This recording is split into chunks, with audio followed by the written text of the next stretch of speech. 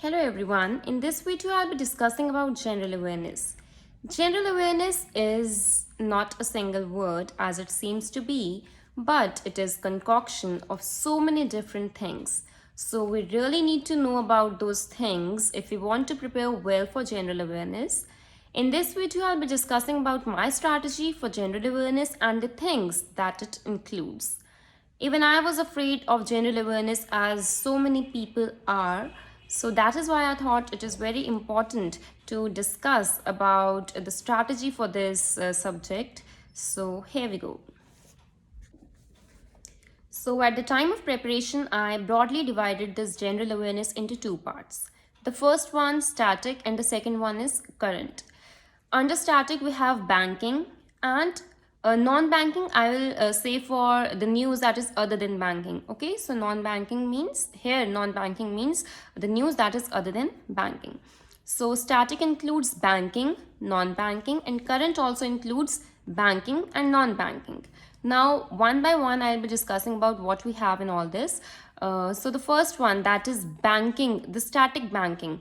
It includes several topics which are really important for your interview. General awareness में basically इतना नहीं आता है static banking, though you are preparing for banking exam and you should know it, but वैसे अगर देखा जाए general awareness section में स्टैटिक बैंकिंग बहुत रेयर ही आती है. लाइक 40 में से हार्डली 2 क्वेश्चंस होंगे या 3 क्वेश्चंस होंगे, not more than that. In fact मेरे टाइम पे मुझे नहीं लगता एक भी क्वेश्चन आया था स्टैटिक बैंकिंग में से, बट इसका मतलब ये नहीं है कि उसे छोड़ देना है. स्टैटिक बैंकिंग को बहुत अच्छे से प्रिपेयर करना है बिकॉज इंटरव्यू में it will help you a lot. In fact 60 to 70% जो इंटरव्यू में होता है वो सारा स्टैटिक बैंकिंग पे ही डिपेंड करता है.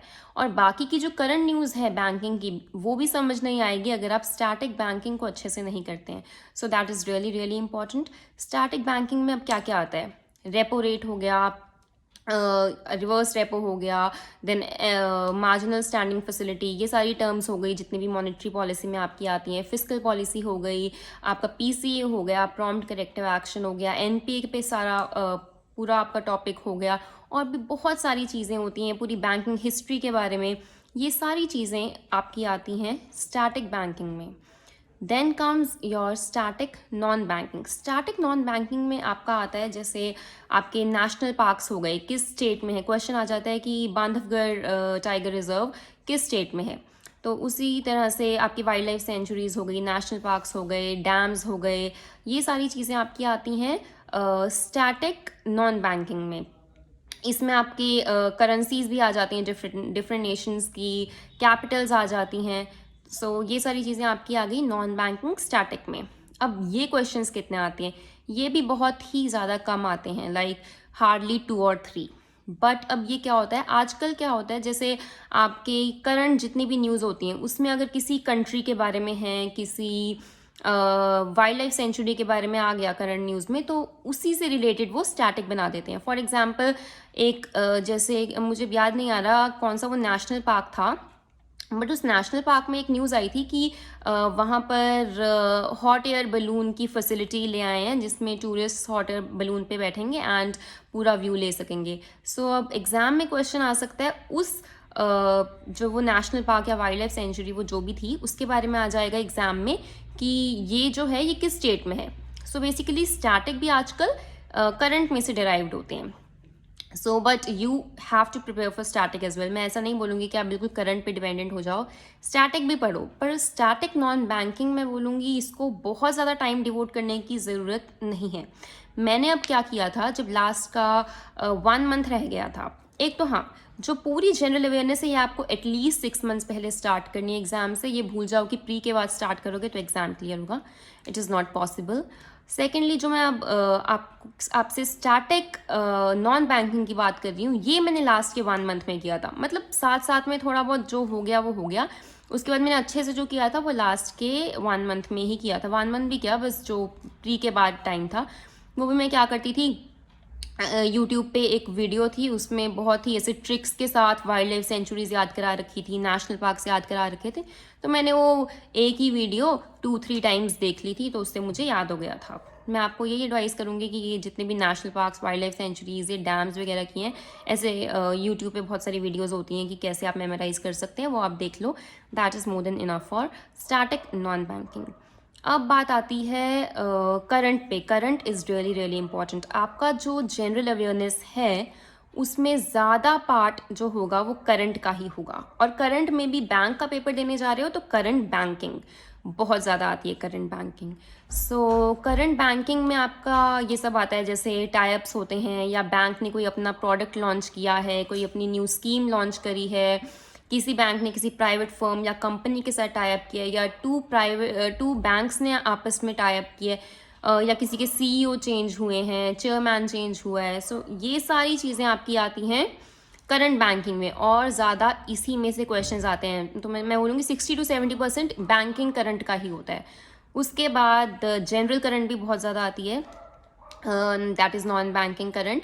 नॉन बैंकिंग करंट में ये सब आ गया कि प्राइम मिनिस्टर ने किसी और कंट्री विजिट किया, या किसी और कंट्री के प्राइम मिनिस्टर प्रेसिडेंट ने हमारी कंट्री विजिट किया, आईपीएल चल रहा है, एशियन गेम्स हो गए, या आपके ओलंपिक्स हो गए, या नोबेल प्राइज़ हो गए जितने भी, या समिट्स हो गए, ग्लोबल समिट्स कितने होते हैं, इंडिया ने कौन सा होस्ट किया, इंडिया में से किसने होस्ट किया, ये सारी चीज़ें आपकी आती हैं नॉन बैंकिंग करंट में आती हैं। अब इन 4 कैटेगरीज में आपने अपनी जनरल अवेयरनेस को डिवाइड कर दिया। अब जो बैंकिंग करंट हो गई और जो आपकी नॉन बैंकिंग करंट हो गई, तो करंट न्यूज़ के लिए आप कोई भी यूट्यूब पे एक टीचर को फॉलो करना स्टार्ट कर दो, बिकॉज मैं ऐसा एडवाइस करूँगी कि सिर्फ न्यूज़पेपर रीडिंग से it is not possible. Newspaper reading से नहीं हो पाती है। सो आपको एक टीचर को फॉलो करना ही करना होगा। मैं यूट्यूब पे फॉलो करती थी, किसी भी एक सोर्स को फॉलो कर लो जिसके साथ आप कंफर्टेबल हैं, बिकॉज मैंने 2-3 टीचर्स को देखा, एंड उसके बाद मुझे जिसका समझ आता था, जिसके साथ मैं कंफर्टेबल फील कर रही थी पढ़ना, जिससे मुझे सारा समझ आ रहा था, मैंने उस टीचर को सिलेक्ट कर लिया। तो आप भी यूट्यूब पे 2-3 टीचर्स को एक बार देखो, जिसका आपको समझ आ रहा है उसे रेगुलरली फॉलो करना स्टार्ट कर दो। उसमें करंट आपका सारा कवर हो जाएगा, बिकॉज बहुत सारे चैनल्स हैं, बहुत सारे टीचर्स हैं जो करंट को बहुत अच्छे से कवर करते हैं। सो उसको अच्छे से पढ़ो। उसके बाद में अगर जब मंथली रिवीजन करनी है तो पीडीएफ्स आती हैं बहुत सारी, नेट पे फ्री में अवेलेबल होती हैं। टेलीग्राम चैनल्स कितने होते हैं उसमें भी सर्कुलेट होती रहती है, उसमें से आप अपनी वो मंथली रिवीजन कर लिया करो।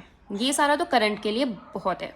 उसके बाद स्टैटिक मैंने आपको बताया, स्टैटिक जो नॉन बैंकिंग है वो तो आपने ऐसे कर ली जैसे मैंने आपको बताया ही था कि यूट्यूब से कोई भी ऐसे देख लिया, कोई भी एक टॉपिक लिख के कि नेशनल पार्क्स कैसे याद करूँ मैं, वाइल्ड लाइफ सेंचुरीज कैसे याद करूँ, डैम्स कैसे याद करूँ, ये करेंसीज कैसे याद करूँ। तो ये स्टैटिक आप यूट्यूब पे बहुत वीडियोस मिल जाएंगे, उसे 2-3 बार देखोगे, लास्ट में देखना जब आने वाला होगा exam, it will be enough for you. उसके बाद आता है जो मेन पार्ट है वो है स्टैटिक बैंकिंग। स्टैटिक बैंकिंग मैंने आपको पहले भी बताया, इंटरव्यू में तो बहुत ज़्यादा हेल्प करता है। इसके लिए आप क्या करो, रोज़ का ½ एन आवर दो और यूट्यूब का ही कोई कोर्स उठाओ। फॉर एग्जाम्पल बहुत सारे कोर्सेज होते हैं, मैंने ऑलमोस्ट सारे कोर्सेज जितने भी यूट्यूब पे हैं सारे देख डाले थे, बिकॉज हर कोर्स में कुछ नया नया सीखने को मिल जाता है, और जब रेपिटेशन होती है तो वो अच्छे से और याद होने लग जाता है। सो यूट्यूब पे जैसे ऑलिव बोर्ड का एक कोर्स था, और भी बहुत सारे कोर्सेज होते हैं, अनअकैडमी हो गया, बैंकर्स अड्डा हो गया, इन चैनल्स पे बहुत सारे आपको बैंकिंग अवेयरनेस के कोर्सेज मिल जाते हैं जो फ्री में अवेलेबल होते हैं। वो फ्री में देखना स्टार्ट करो, देखते रहो, बार बार रिपीट करो, एक को चाहे दोबारा रिपीट मत करो, बट किसी और चैनल को रिपीट करो, फिर किसी और को करो। तो रोज़ ½ एन आवर दो, 6 मंथ्स के अंदर बहुत अच्छी हो जाएगी आपकी जो स्टैटिक बैंकिंग है, बहुत ज़्यादा अच्छी हो जाएगी। एंड उसके बाद इंटरव्यू के लिए तो जब होगा तब तो ऑफकोर्स दोबारा से सारा रिपीट करना। So this was my strategy for general awareness. दिन का मैं 1 घंटा देती थी करंट को, जिसमें मेरा करंट सारा कवर हो जाता था, बिकॉज वो लेक्चर जो मैं आपको बता रही हूँ यूट्यूब में किसी भी टीचर को फॉलो करो, दैट इज़ मतलब 1 आवर का ही होता है मैक्सिमम। उसके बाद जो ½ एन आवर आप दे दो बैंकिंग अवेयरनेस को, रोज़ दे दो या ऑल्टरनेट डेज पे दे दो, it would be more than enough static banking को। उसके बाद स्टैटिक नॉन बैंकिंग, वो आप कभी भी जब वीकेंड पे कभी दे दिया, या जब एग्ज़ाम आने वाला है तब दे दिया, so that would be more than enough. So thank you so much, prepare well, all the very best.